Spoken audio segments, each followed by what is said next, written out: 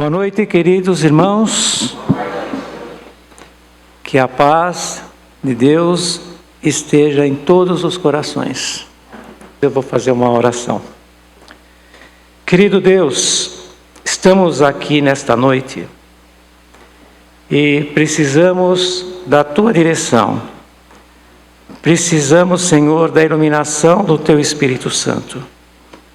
Porque sabemos que só o Senhor pode falar aos corações. Nós nada temos e precisamos que do alto nos seja concedido. Permita que nesta noite nós possamos receber a Tua palavra e que ela possa ter livre curso nos nossos corações. É o que nós pedimos em nome de Jesus. Amém.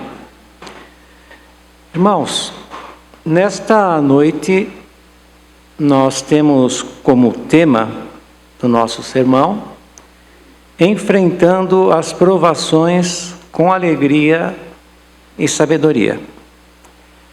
E o texto que nós vamos exortar está no livro de Tiago, Epístola de Tiago, capítulo 1, versículo 2 a 4, que diz assim: Meus irmãos, tende por motivo de toda alegria o passar por várias provações, sabendo que a aprovação da vossa fé, uma vez confirmada, produz perseverança. Ora, a perseverança deve ter ação completa, para que sejais perfeitos e íntegros, em nada deficientes. Antes de nós entrarmos propriamente na introdução, irmãos, vou falar um pouquinho a respeito de quem foi Tiago. Este Tiago, ele era meio-irmão de Jesus Cristo, porque filho de Maria. E nós sabemos que meio-irmão porque o Senhor Jesus, ele foi concebido pelo Espírito Santo. E esse Tiago, irmãos, no primeiro versículo, ele escreve assim: Tiago, servo de Deus e do Senhor Jesus Cristo. É interessante, irmãos, que ele não se coloca como servo de Deus e irmão do Senhor Jesus Cristo. Então nós sabemos que nem os irmãos do Senhor Jesus criam nele. E após a sua morte e ressurreição, é que realmente os seus olhos foram abertos e eles conheceram realmente quem era o Senhor Jesus Cristo. Então quando ele diz servo de Deus e do Senhor Jesus Cristo, nós já percebemos não apenas uma humildade, mas também um conhecimento em relação de quem é Jesus Cristo, ou seja, é o Senhor dele e o Senhor nosso.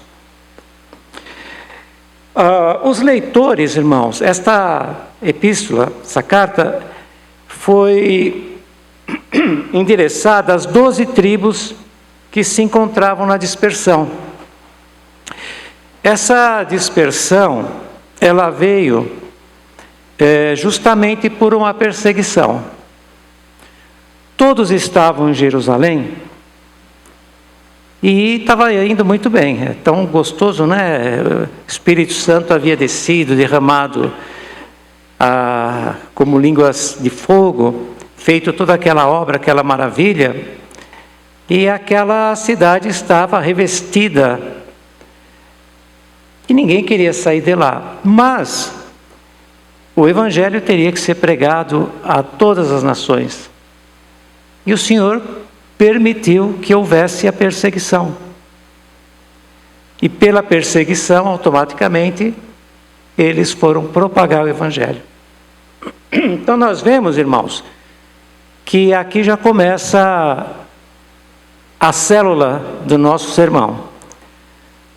Todas as coisas que Deus faz têm um plano. E até essa perseguição tem um plano. porque todos estavam na sua zona de conforto, vamos dizer assim, mas tiveram que ser dispersos, e para ser dispersos, tiveram que ser perseguidos. Então, irmãos, ele escreveu essa carta para encorajar, esses que estavam sendo perseguidos, porque nessa perseguição, eles perderam empregos, perderam casas, muitos perderam até a própria vida. Então ele precisava encorajar e também admoestar a respeito da conduta e da responsabilidade que eles tinham por serem cristãos. Então nós vamos agora, irmãos, para a introdução propriamente dita. Nessa introdução, eu fiz algumas perguntas. Como podemos encontrar alegria em meio ao sofrimento? É possível nos momentos difíceis conciliar a alegria e a sabedoria? Tiago, irmão de Jesus, escreve essa carta às 12 tribos dispersas entre as nações para nos esclarecer essa questão.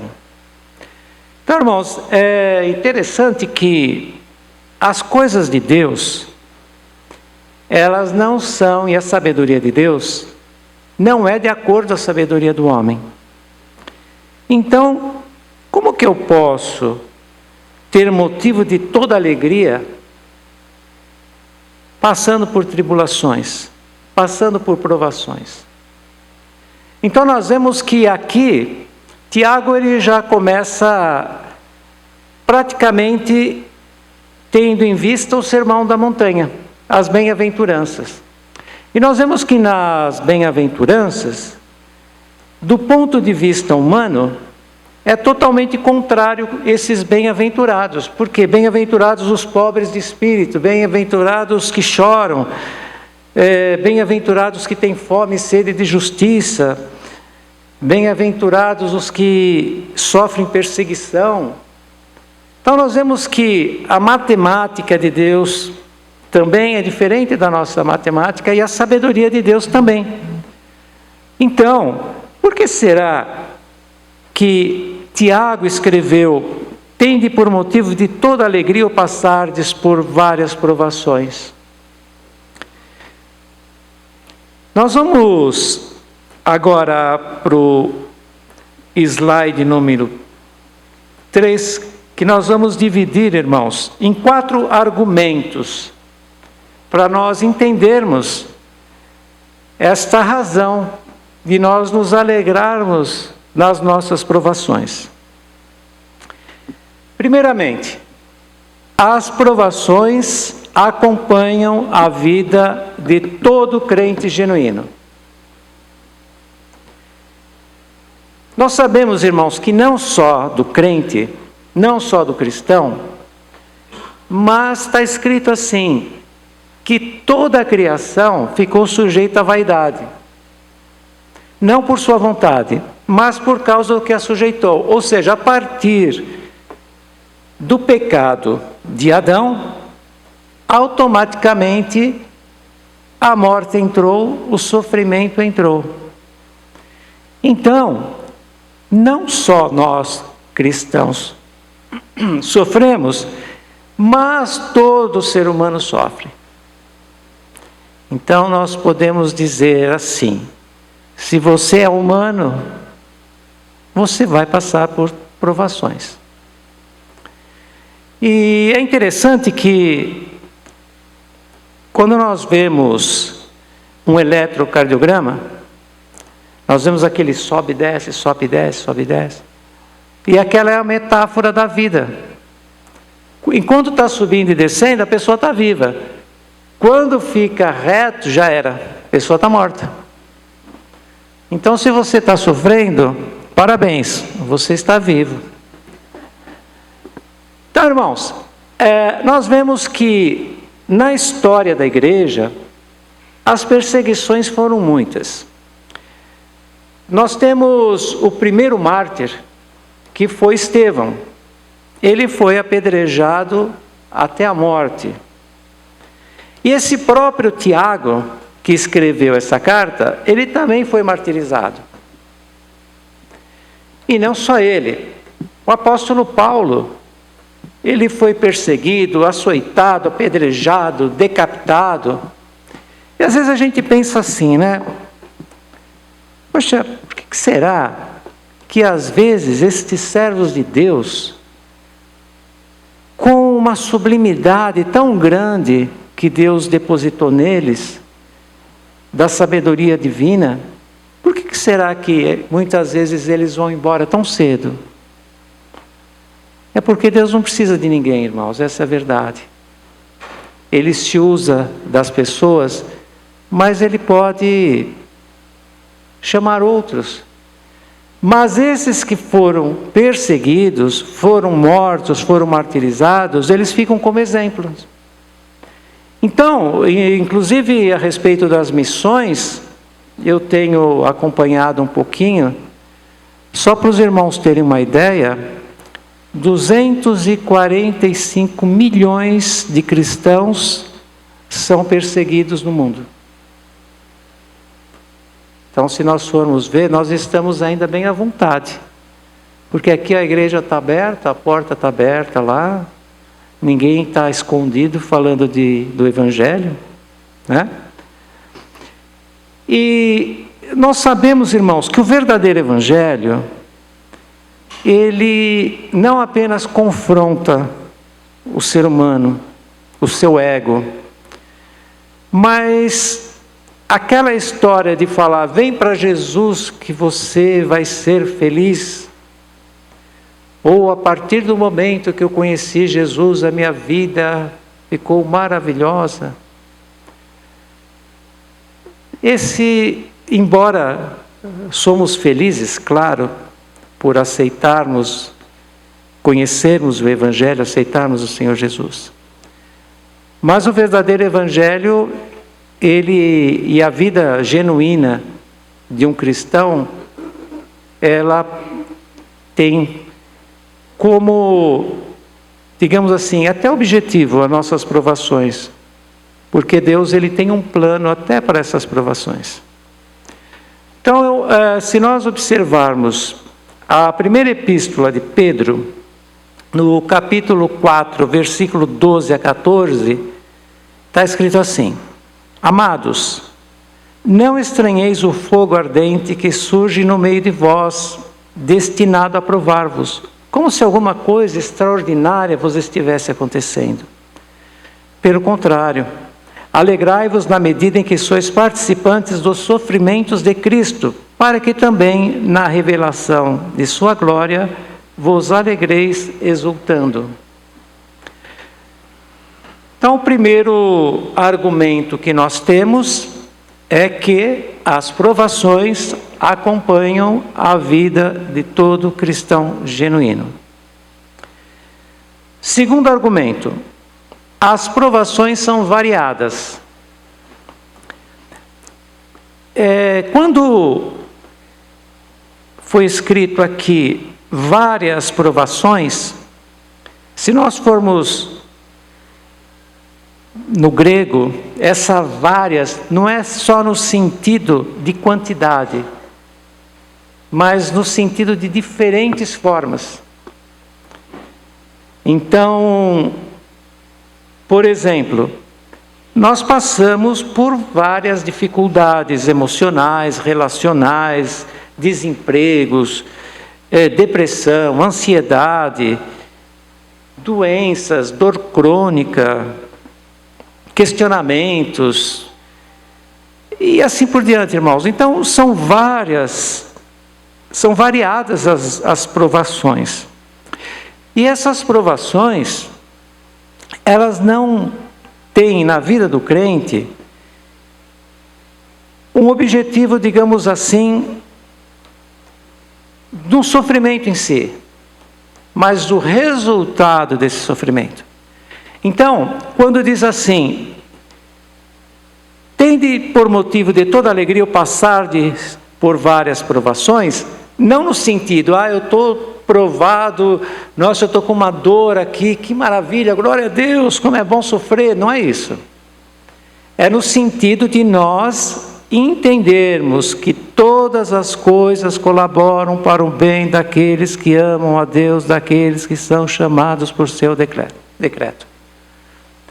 Então, Deus não vai perder tempo no nosso sofrimento simplesmente porque todo ser humano sofre, mas Ele vai fazer com que, por intermédio desse sofrimento, nós possamos não apenas nos aproximarmos mais de Deus, mas também a cada dia nos transformando na imagem de Jesus Cristo. Então, quando fala, tende por motivo de toda alegria passada e por várias provações, alegria não no sentido do sofrimento em si, mas no resultado que essas provações trarão para as nossas vidas. Então nós já vimos, primeiro argumento, foi falado que as provações acompanham a vida de todo crente genuíno. Falamos o segundo argumento, as provações são variadas.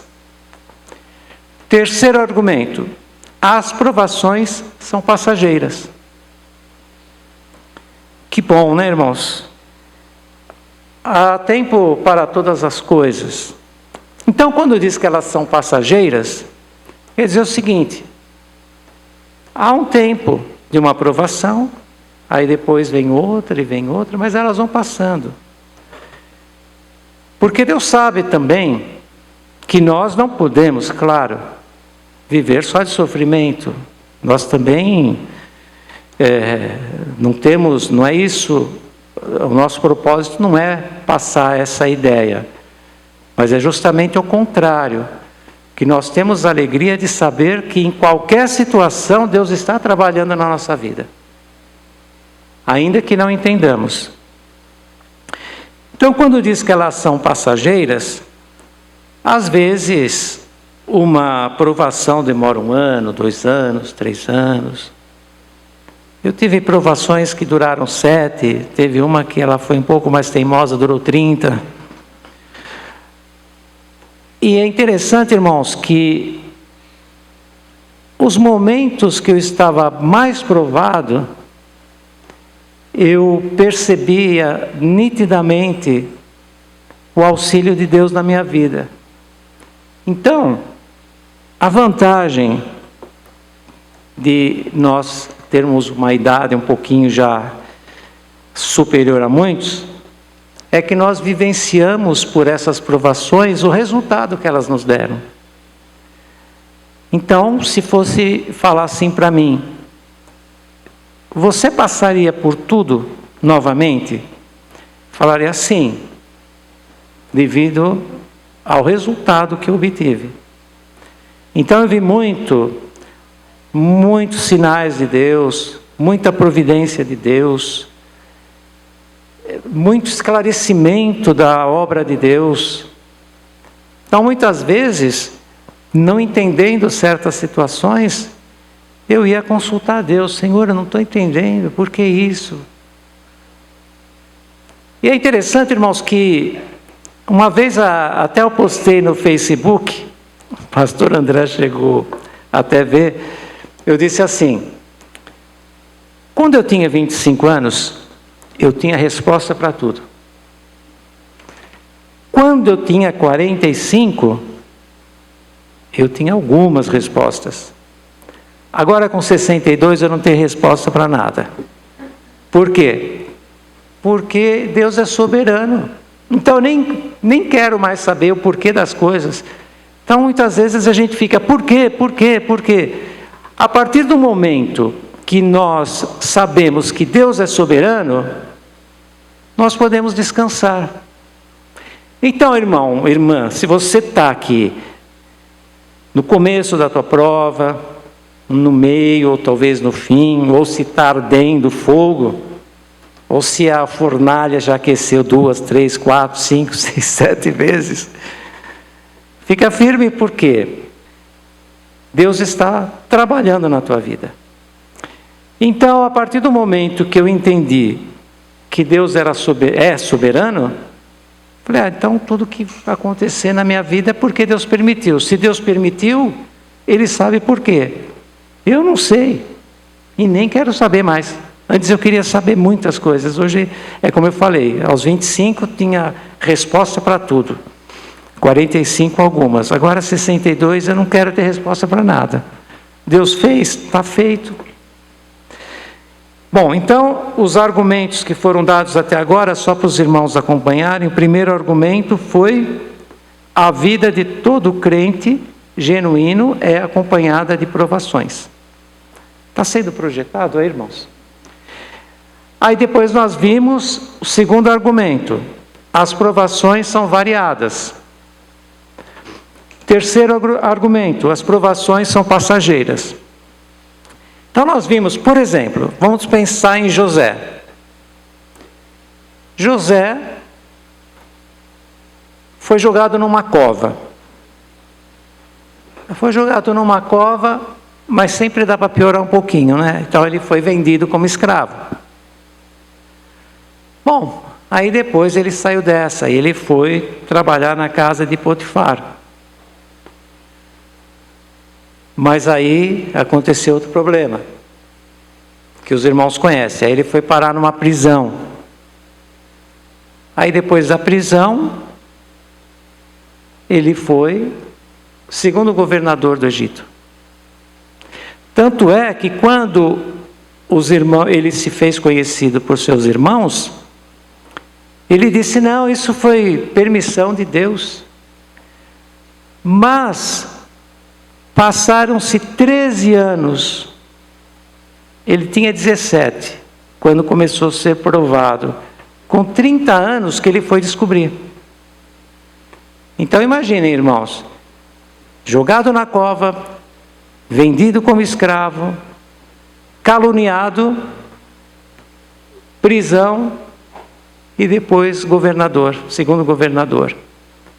Então nós vimos que todo esse percurso das provações dele tinha um plano de Deus, tinha um objetivo. Então, se nós lermos em segunda carta aos Coríntios, capítulo 4, versículo 17, diz assim: porque a nossa leve e momentânea tribulação produz para nós eterno peso de glória, acima de toda comparação, não atentando nós nas coisas que se veem, mas nas que se não veem. Porque as que se veem são temporais, e as que se não veem são eternas. Então nós já vimos. Primeiro argumento: as provações acompanham a vida do crente genuíno. Segundo argumento: as provações são variadas. Terceiro argumento: as provações são passageiras. Quarto argumento: as provações são pedagógicas. Então, como nós já havíamos dito, elas são oportunidades para fortalecer a nossa fé, para que nós tenhamos uma amizade mais estreita com Deus, e que sejamos crentes maduros. Deus, Ele não quer nenhum crente mimado. Então, para isso, Ele permite as provações, para que não haja aquela reclamação, muitas vezes, irmãos, de coisas tão simples, que muitas vezes nós reclamamos, sendo que aqueles que morreram, que sofreram, que foram apedrejados, torturados, se alegraram pela perseguição, se alegraram pela tortura. Por quê? Porque estavam sofrendo pelo nome de Jesus. E ainda diziam: não somos dignos de sofrer pelo nome de Jesus. Agora, por que o crente ele é perseguido? Porque o crente, irmãos, estando perto de alguém que não é, e que tem uma vida dissoluta, altamente as obras do crente, acaba julgando as obras daquele que não conhece ao Senhor Jesus. Então isso ofende, porque a pessoa está numa situação que só em relação às coisas desta vida, no pecado, e ela nos vem caminhando numa senda, num caminho reto, ela se sente julgada. Então, por isso que muitas vezes nós acabamos, entre aspas, comprando uma briga sem fazer nada. Chega lá e fala para a esposa: não sei o que aconteceu, tem umas pessoas lá que não vão com a minha cara. É porque as tuas obras boas julgam as obras más deles. Então é por isso. Então, irmãos, deixa eu calcular, hoje eu vim de relógio, que eu não enxergo de longe, e eu não pus o meu óculos para não ver todo mundo. 7 horas. Então, irmãos, vamos resumir. A nossa finalidade nesta noite, neste sermão, foi justamente para que entendamos que, a despeito de toda a nossa aprovação, somos mais do que vencedores. Porque Cristo nos chamou, Cristo nos perdoou, Cristo nos justificou, nos fez assentar nos lugares celestiais.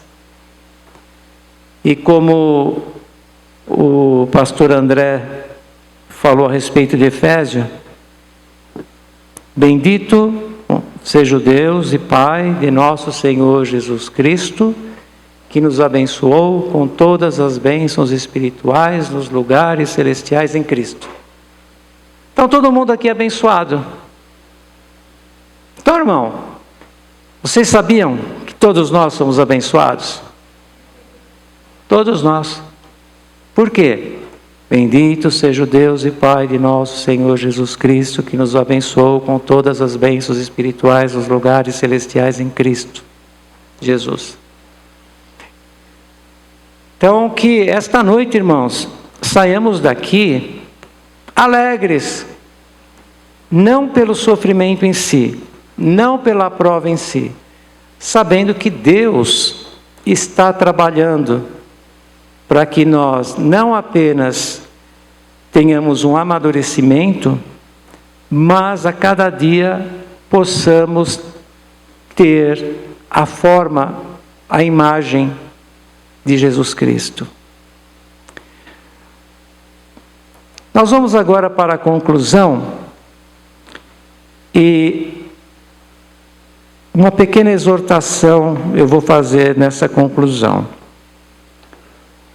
Queridos, peçamos a Deus que nos revista das armaduras do alto para valorosamente enfrentarmos as nossas provações com serenidade e sabedoria divina, permanecendo firmes na fé e declarando como o profeta Abacuque, que depois nós vamos ver. Eu gostaria de comunicar com os irmãos o que aconteceu comigo esses dias. O pastor André ficou sabendo hoje.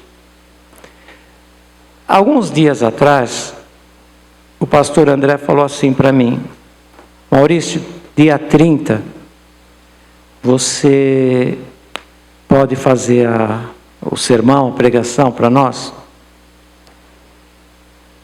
Aí eu falei: tudo bem. Só que é lógico, eu fui para casa pensando, o que eu vou falar, meu Deus do céu? E durante 2 dias eu orei: Senhor, o que eu vou falar, meu Deus? Orei na quinta já saí daqui orando.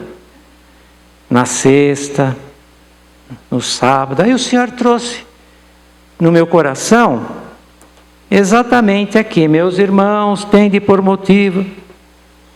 Aí eu fiquei feliz, falei: Senti da parte de Deus que era isso que Deus quer falar com a igreja.